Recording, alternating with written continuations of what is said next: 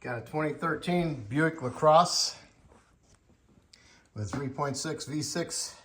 Gonna replace the starter because it just sounds like a chain. Just doesn't sound good. So what I need to do is disconnect the negative battery cable from the battery. That was a 10mm and an extra little cable. I'll remove that nut first, then I can loosen up the nut on the cable. Okay. Might need a pair of pliers, wiggle it back and forth, pull it off. Be careful you don't break the terminal on the battery. Next, I'll jack it up and support properly. Okay, first I'm going to do is loosen up the two starter bolts, one there and one right here. Gotta move this wire harness out of the way. It has a little retainer that goes right here, but it's all baked. Mine cracked. So this one was okay to get to. That one was a little bit harder to break loose. I used a 12-inch extension with a swivel with a long ratchet, and it rested up against the side of the AC compressor, and I could break it loose. And then I used my 6-inch extension again with my swivel and my electric ratchet, and I got the bolts loose. Hopefully by doing that, I'll allow the starter to come out of there a little bit so I can gain access to the terminal of the battery cables and also to the solenoid disconnect wire connector.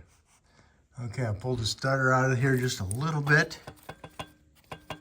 And now I'm getting access to my solenoid stud, my 13 on for my battery cables. I removed the 13mm nut. And the cable is off. And I used a electric cordless 1/4-inch ratchet with a 13 1/4-inch deep on it and remove my nut. I think it's no way around it. I'm gonna have to remove that knock sensor. That's the one with the white connector right there. And above it, there is a 13mm bolt that bolts it to the side of the block. You can use your ratchet, 1/4-inch, to loosen that up and take that out. You're not gonna lose any coolant or anything. All right, unbolted the knock sensor and I pushed it off to the side. Right here it is with the connector. And then I got me a long skinny screwdriver and I removed the lock on the solenoid connector. I pushed it out of it. You can see it right there. It's out of it, so you need to go right about here below it and push the tab in so you can remove the connector off the solenoid. If you,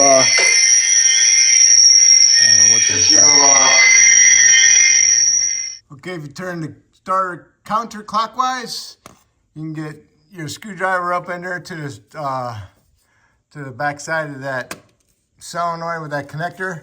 You can push that tab in. You have to look, it's gray. And you can push it in with your long screwdriver, and then you can reach your hand up in there and pull the connector out. And now we can weasel the starter out, hopefully. Well, it looks like it won't come out unless I remove the oil filter or the O2 sensor. So I sprayed the O2 sensor down with some penetrant, let it sit, soak a little bit. Got my O2 sensor socking on there with a breaker bar, and it broke loose. And I unthreaded it.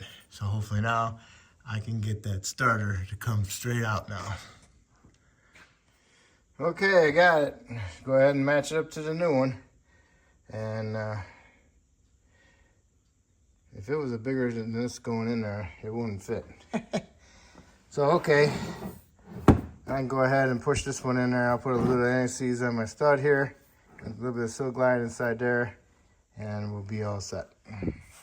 Okay, starter's up in there. I'm not gonna bolt it up yet because I gotta get all my solenoid connected, and then I'll get disconnected and get my nut on there, and then I'll start my bolts.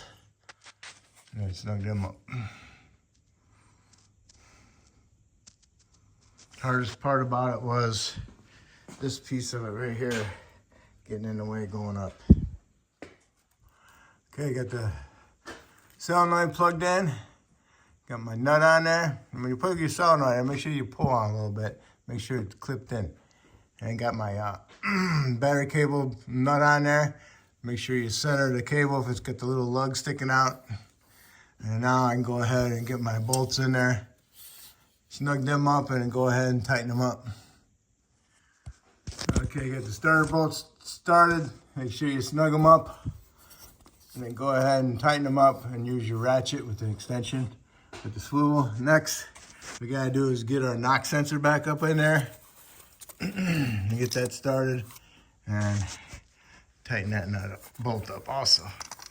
Okay, and then the bolt has a little O-ring on it to help hold it in place. Okay, I got the knock sensor started, and now I just got that wire harness, battery cable going to the starter bolted up, and the starter all the way bolted up. I can't get in there very well, but I did get in there with a 4-inch and a 13mm quarter swivel on my 1/4-inch ratchet. All right, I got the O2 sensor back in. What I did was I turned it counterclockwise, put some anti-seize on threads, and then got it started and threaded it in clockwise. And that way I didn't have to disconnect it. All right, so it's all set. Starter's in, everything's together. Now all I gotta do is lower it down and connect my battery back up and then start it, see how it sounds. Negative cable is connected back up. Now all I need to do is go inside the vehicle and start it up and see how it sounds.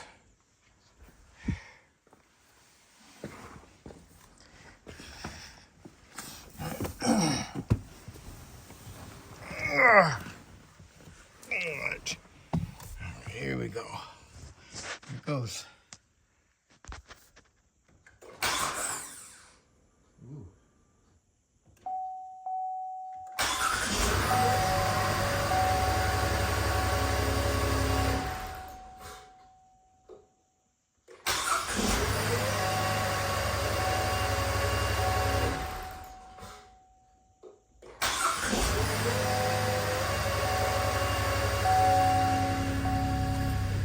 Sounds better. I don't know what that glitch was in the first, but sounds way better than it did before. All right, so that's how you do your starter. Hopefully I helped you out with it.